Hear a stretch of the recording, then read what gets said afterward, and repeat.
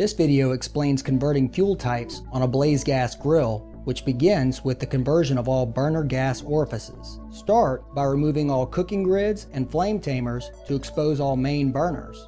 On the bottom rear of each burner, there is a cotter pin. Using your hand or a pair of pliers, remove the cotter pin, which will free the burner.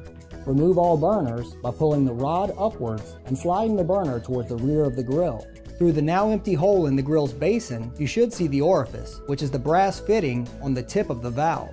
Using a 6mm socket and extension, carefully remove each orifice. Be extremely gentle, the brass orifice is very fragile. Once removed, replace each orifice with the new orifices. Again, be careful not to over-tighten the fitting. Now replace all burners and test for proper low flame height. The flame should stand between 1/4 inch and 1/2 inch above the burner on its lowest setting. If you need to adjust a burner's low flame setting, remove its control knob and adjust this screw with a flathead screwdriver. Now check for proper flame appearance. An ideal flame is mostly blue and it doesn't lift off the burner surface. The flame's appearance can be corrected by adjusting the air shutter. If adjustment is needed, remove the burner, loosen the shutter screw, and adjust the shutter.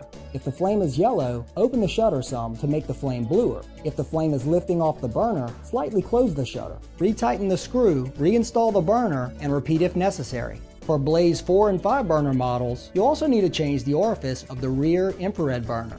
This can be done by removing the plate on the rear of the grill. Now remove and replace the brass orifice. The rear burner has a larger fitting, which differentiates it from the smaller main burner orifices. With all orifices changed, we now focus on the grill's regulator, which can be found under the grill in the rear right corner. When connecting propane, there are two options. The first is connecting a smaller propane canister, a 5-gallon or 20-pound tank. To connect this type of tank, remove the included regulator and replace it with a low-pressure hose and regulator. Remember to use pipe dope or Teflon tape on any regular non-flared fittings.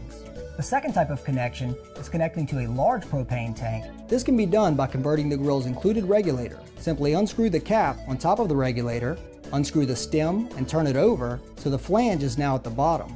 Screw the stem back into the cap and reinstall the cap into the regulator. The cap only needs to be hand tightened. With either option, always check for gas leaks upon completion of your work.